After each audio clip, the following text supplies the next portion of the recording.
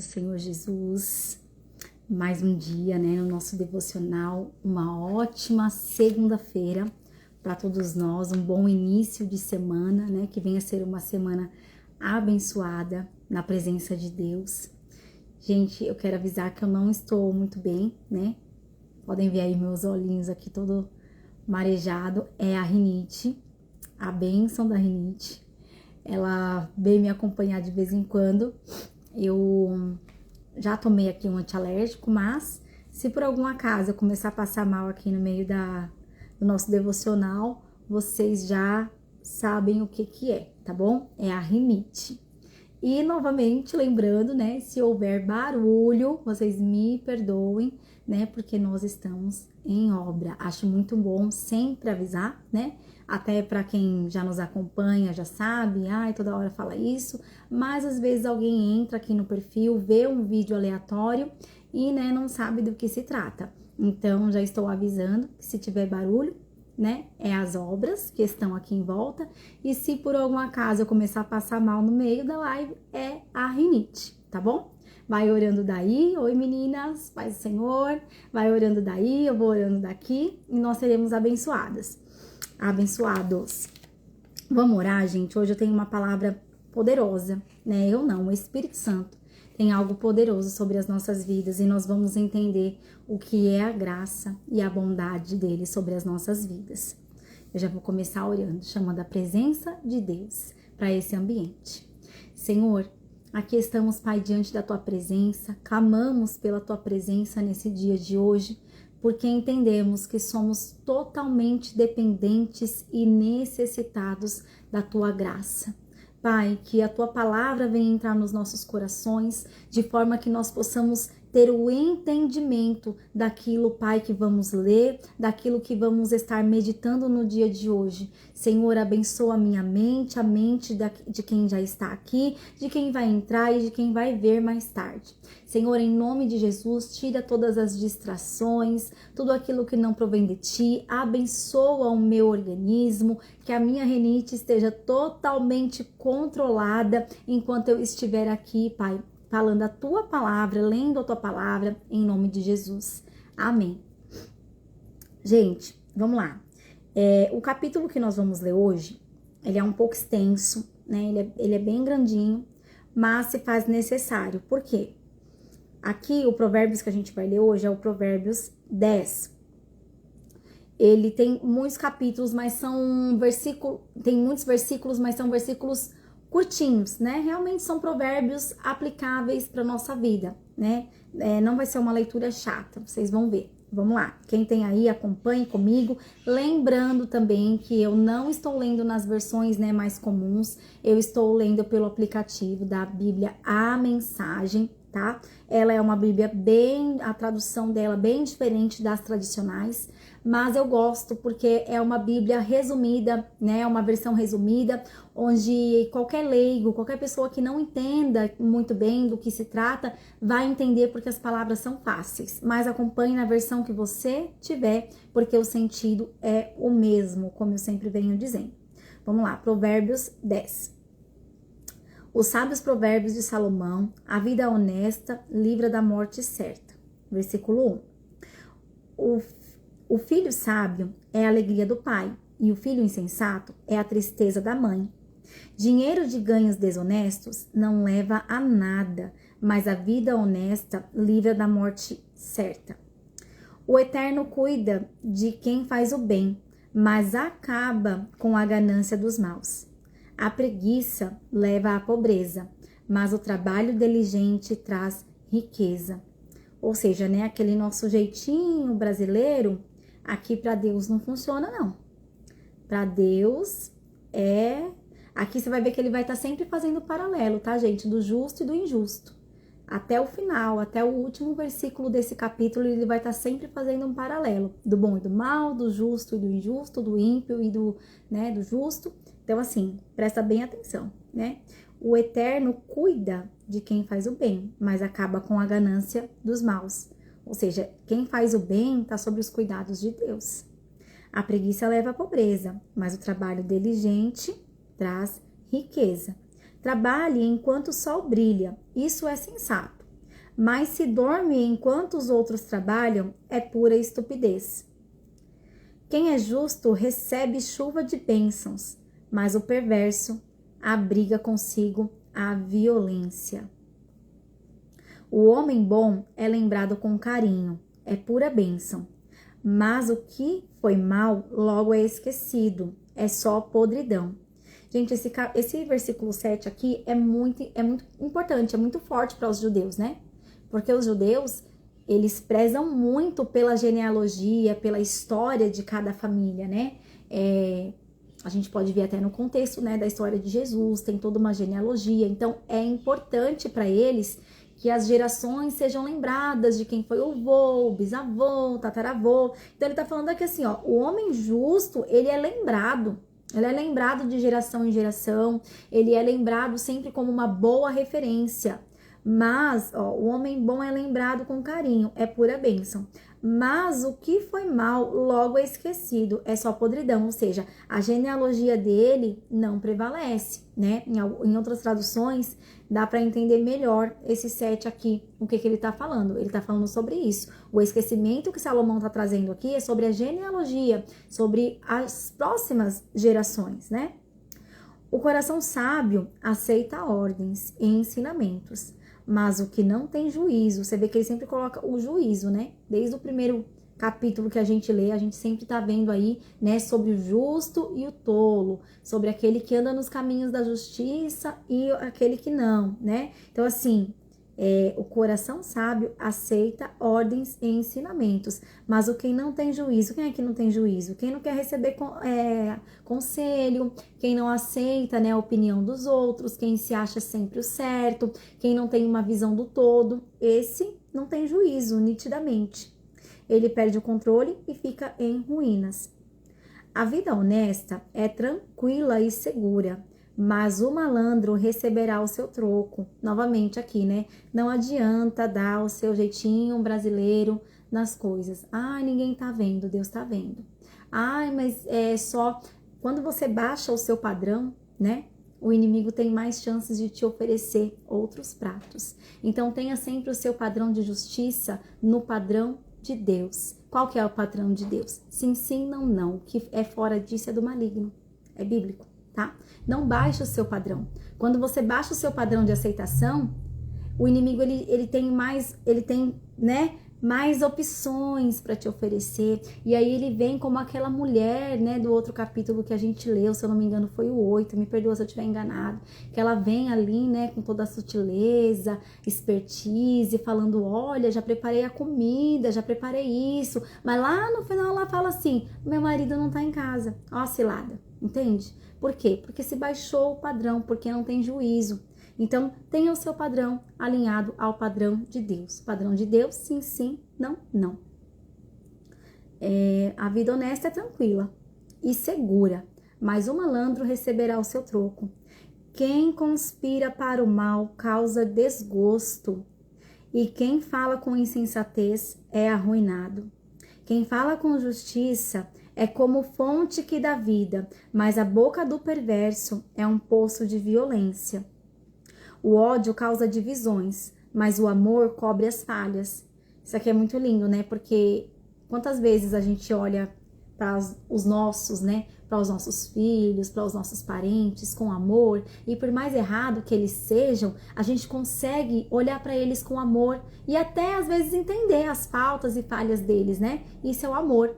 E aí com os de fora a gente quer, né, exercer um padrão de justiça super elevadíssimo. Não, porque isso não pode, porque, né, a gente eleva o padrão, mas com os nossos a gente consegue olhar com amor. E o que ele tá falando é justamente isso, ó, o ódio causa divisões. Então não tenha ódio entre vocês, tenham amor, né? Elevem o padrão de vocês em amor, porque aquele que ama exerce misericórdia, exerce bondade, o olhar muda para com o erro dos outros, o amor cobre as falhas.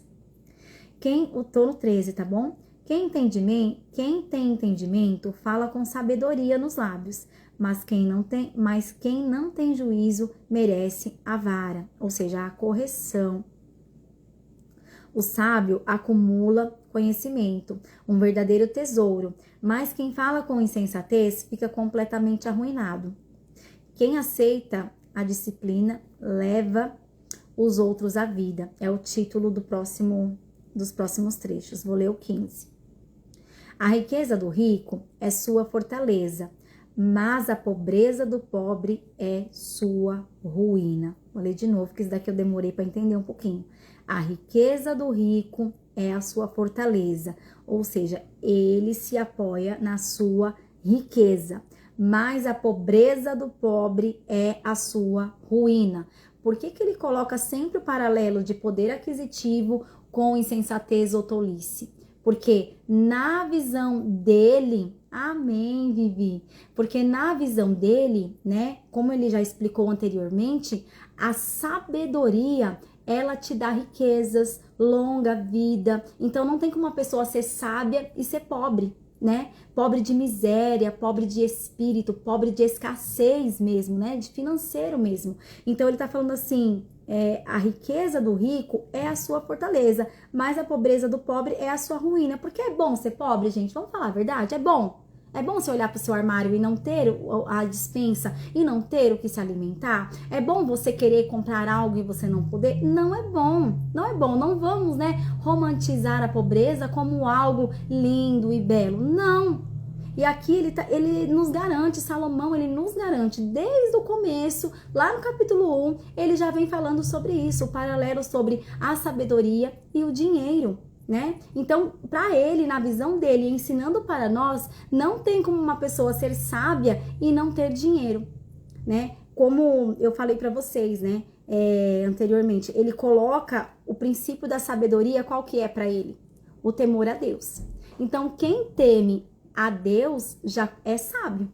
Você já é sábio. Então, quem teme a Deus não é impossível. Gente, a gente pode passar por privações, limitações. A gente tem aí exemplos de pessoas na própria Bíblia, né? Como Paulo. Que exemplo lindo, maravilhoso, né? De privações financeiras, mas feliz por estar com Jesus, né? Mas era uma fase, era um momento. Ele não viveu em pobreza. Tanto é que ele fala, eu sei viver em fartura. Então, ele teve fartura também, né? Não vamos romantizar a pobreza, tá, gente? A recompensa do justo é a vida exuberante, mas o perverso apenas acumula castigo. Ou seja, você não vai ficar, né? Não vai passar impune aquilo que você faz, mesmo que seja às escondidas. A recompensa do justo é a vida exuberante. Então, para de miséria, para de pensamento de escassez. Eu já falei aqui meu testemunho para vocês, eu tinha uma mente limitada e escassa. O Senhor, ele teve que trabalhar muito na minha mentalidade, no meu coração, para eu aprender a parar de ser uma pessoa escassa e aprender a viver, né, a plenitude do que Deus tem para nós, gente, porque Deus tem a plenitude de vida. Não estamos aqui numa teologia, né, da prosperidade, mas também não vamos, como volto a dizer, romantizar a pobreza. Porque Salomão disse que aquele que é sábio, né, a sabedoria, ela tem honras, né? A sabedoria tem honra. Eu vou ler o 17. Quem aceita a disciplina traz vida aos outros, mas quem a ignora perde o rumo e os outros desencaminha. Quem aceita a disciplina traz vida a outros, mas quem ignora perde o rumo e aos outros desanima. Ou seja, tem gente que tá vendo aí, né? Você é um testemunho, você é uma carta aberta. Quem esconde em si o ódio é hipócrita. Quem espalha calúnias não tem juízo. Mais uma vez ele fala sobre o poder da nossa fala, né? Não, Deus, a gente já leu isso, né? Deus, ele não tolera. Ele não tolera. Não tolerar para Deus é não ter relacionamento, é estar longe da pessoa. Ele não tolera a pessoa que faz contenda e confusão. Eu vou ler o 19. Quando muito se fala, maior é o risco de pecar. Por isso, o sábio mede bem as suas palavras.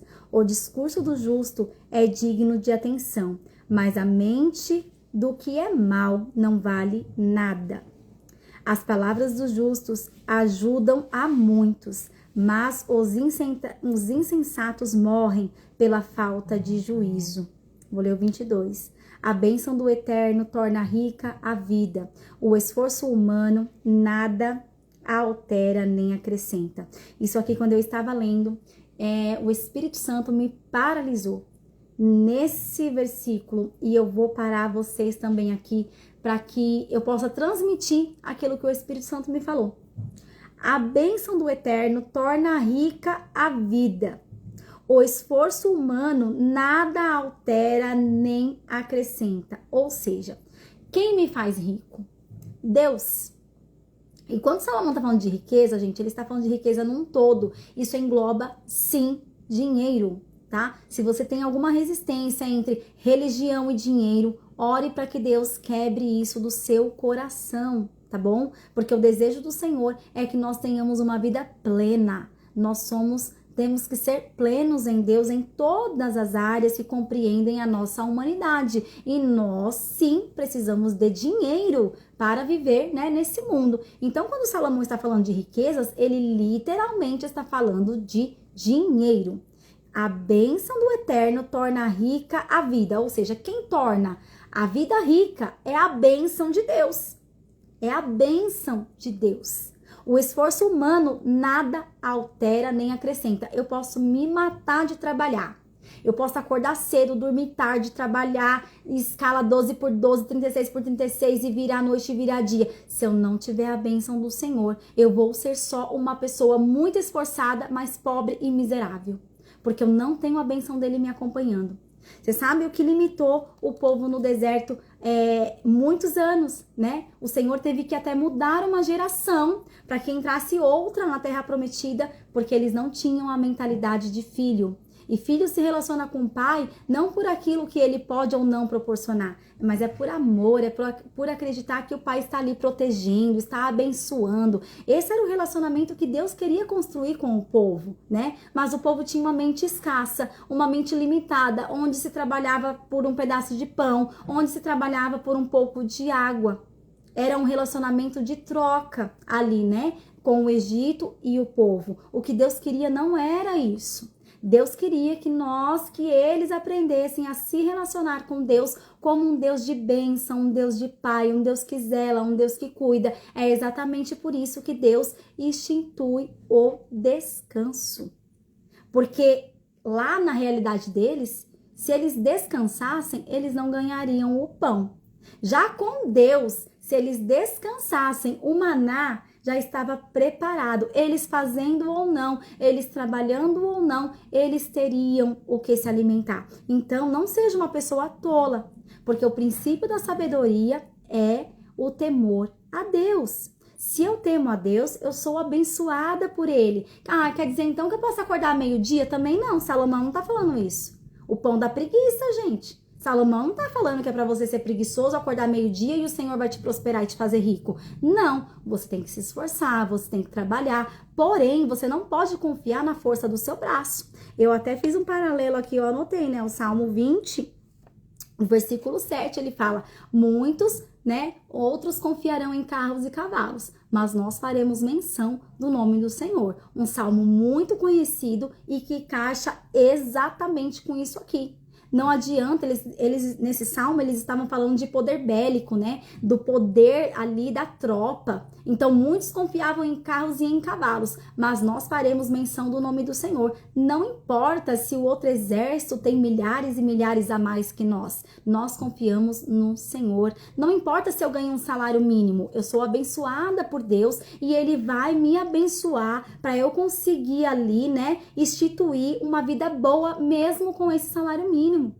Então, assim, acredite na bênção do Senhor mais do que você acredita no seu esforço, mais do que você acredita no seu entendimento, mais do que você acredita na sua própria sabedoria. Você tem que aprender a viver debaixo da bênção do Senhor, que é o seu esforço. Olha o que Salomão fala: o esforço humano nada altera nem acrescenta.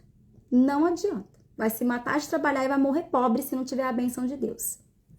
O insensato se diverte ao praticar a maldade, mas quem tem juízo se alegra com a sabedoria. Até a forma, né, das distrações Salomão ele traz, né? Porque a gente é ser humano, né, gente? A gente precisa de momentos de distrações, de momentos, né, descontraídos ali. Mas olha só, o jeito que um se diverte, o outro que, né? O jeito que o outro se diverte. O insensato se diverte ao praticar maldade. Mas quem tem juízo se alegra com a sabedoria.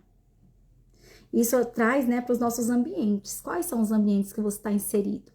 Ambientes onde tem muita conversação, né, de disse que me disse, de falar da vida do outro. Como tem sido aí os seus momentos, né, de distração? Ou você tem se alegrado com a sabedoria? Os pesadelos do perverso se tornam realidade. O que os justos desejam lhes é concedido. Porque o Senhor, ele tem prazer de abençoar quem é justo. Ele tem prazer, gente. Ele tem prazer de abençoar quem cumpre os seus princípios, quem anda no preceito da lei dele. Ele tem prazer. Eu aprendi uma oração que eu levo para minha vida. Senhor, me ajuda a amar o que você ama. Me ajuda a odiar o que você odeia. Me ajuda, porque eu preciso viver com o coração segundo o teu coração. E aqui ele fala, o Senhor tem prazer de abençoar, né, os justos. Ao passar a tempestade, o perverso já era, simplesmente desaparece, mas o justo fica firme para sempre. É como fala lá em Mateus, né, Mateus, eu não vou lembrar o versículo, eu sou péssima. Mas em Mateus fala do homem justo que constrói a sua casa sobre a rocha, né? E ela permanece. Vem as ondas e não destrói. Aquele que construiu sobre a areia, né? Vem a chuva, vem tudo e destrói a casa. Ao passar a tempestade, o perverso já era, simplesmente desaparece. Mas o justo fica firme para sempre. O empregado preguiçoso não é a alegria do seu patrão. Olha o que o empregado preguiçoso é. É como um gosto amargo na boca e fumaça nos olhos. Tenta abrir o olho no meio da fumaça. É assim o preguiçoso. O preguiçoso para o seu patrão é assim. Então, se você está sendo preguiçoso e existe uma diferença enorme entre ser preguiçoso e estar no descanso, aprenda essa diferença. Aprenda a descansar. Mas aprenda também a não ser preguiçoso, porque você é como fumaça nos olhos. Meu Deus, o temor do eterno prolonga a vida, mas a vida do perverso é abreviada. As aspirações dos justos acabam em festas. As ambições dos perversos não dão em nada. Ou seja, aquilo que o justo deseja se torna festa, se torna ação de graça, se torna culto, né? Se torna culto de gratidão, porque ele é justo, né? O Senhor tem prazer de abençoar, se torna em festa. Mas o do injusto é desgraça. Eles não dão em nada. O eterno é amparo para os que praticam bem, mas a desgraça para os que são maus. Meu Deus. Nada pode abalar o justo, mas o perverso em breve desaparecerá. A boca do justo é uma fonte cristalina de sabedoria, mas a boca do insensato é um pântano de águas paradas. Meu Deus, você já se deparou com um pântano? Eu já tenho um pântano aqui embaixo, lá para baixo. Aqui no meio dos matos, aqui onde eu moro. Tem um pântano, gente, é horrível. É horrível. Não tem vida. É uma água verde cheia de coisa, de lodo em cima. Olha o que Salomão está comparando a boca do injusto. Mas a boca do insensato é um pântano de águas paradas. O justo sabe falar de coisas amáveis, mas o perverso só destila veneno. Aprenda a identificar as mesas que você se assenta. Se é em mesa de pessoas justas ou se é em mesas de pessoas perversas. Como que eu faço isso, Mayara? Pela fala. Se ela só destila veneno, piadinhas cheias de, né, segundas intenções. Se elas só destilam, era brincadeira, mas tava falando ali um pinguinho de verdade para cutucar o outro. Não quer dizer que a gente não possa ter brincadeiras ou, né, descontrações com os nossos amigos, aqueles que nós temos intimidade, que nós sabemos que realmente de fato é brincadeira e que não estamos ferindo ninguém. Tem uma grande diferença nisso. Agora, se você se assenta com pessoas que só vivem desse jeito, que destilam venenos, falam da vida dos outros, você provavelmente está se assentando em rodas de pessoas perversas. E se você não é perverso, o que você está fazendo aí? Me fala. A palavra é muito clara. A palavra é muito clara, onde fala que não é pra gente se alegrar de estar na roda dos escarnecedores. O que é escarnecedores? Escarnecedores é quem escarnece de algo ou de alguém.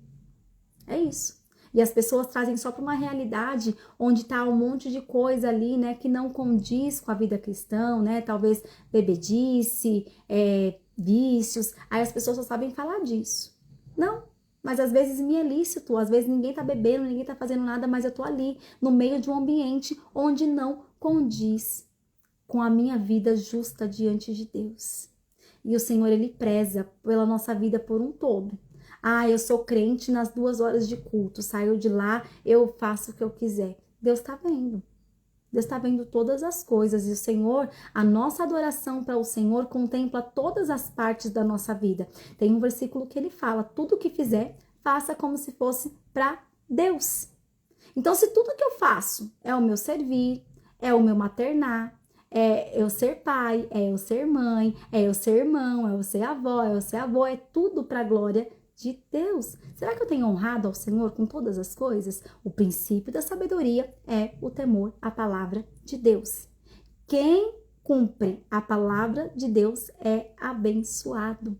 Mesmo, gente, isso cravou no meu coração quando o Espírito Santo me paralisou nesse versículo de uma forma tão grande, né? Porque a gente trabalha, se esforça, faz curso e faz e quer fazer e acontecer para falar, nossa, né? Meritocracia.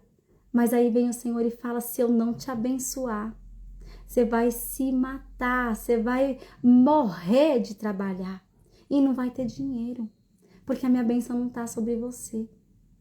Então, a gente tem que aprender a confiar mais no Senhor do que nas nossas capacidades, no nosso entendimento, nas nossas habilidades. Ah, então quer dizer que eu não tenho que fazer nada. Não, você tem. Se especialize. Procure cursos, procure entendimento. Tá aqui, Salomão falou. Procure entendimento mais do que ouro puro. Procure, se esforce e a bênção do Senhor vai estar sobre você. Mas não seja uma pessoa que confia na força do seu braço, porque a força do seu braço é carnal, é limitada. Você só consegue, gente, a gente não consegue imaginar o que vai acontecer daqui 1 minuto. Como que a gente acha, né? A gente é soberbo às vezes, né? Como que a gente acha que as nossas habilidades podem garantir um futuro, sendo que a gente não dá conta de saber nem o que vai acontecer daqui 1 minuto para frente? Não tem como. Nós temos que aprender a ser totalmente dependentes da bênção do Senhor. E bênção, eu fui até pesquisar, né? Um dos significados da bênção. Tem muitos. Favor especial, graça. Favor especial. A bênção do Senhor. Vamos trocar a palavra bênção por favor especial. O favor especial do Senhor. Ele te faz prosperar, ele te faz enriquecer. É o favor especial do Senhor. Não é a força do seu braço, como disse Salomão, nada acrescenta. As suas habilidades, nada acrescenta. O seu acordar de madrugada, o seu fazer, o seu, né, se esforçar em dobro, não acrescenta em nada. Se você não tiver a bênção do Senhor, que isso fique muito bem cravado no seu coração, como ficou no meu hoje. Eu saio daqui hoje aprendendo a confiar mais em Deus. Amém? Foi um capítulo extenso, mas eu acho que nunca é demais a gente se deleitar com o entendimento na palavra do Senhor, né? Eu falo isso para os meus filhos. Ler por ler, qualquer um lê, mas que a gente venha entender o que a gente está lendo. E Provérbios, ele traz lições práticas e aplicáveis para a nossa vida.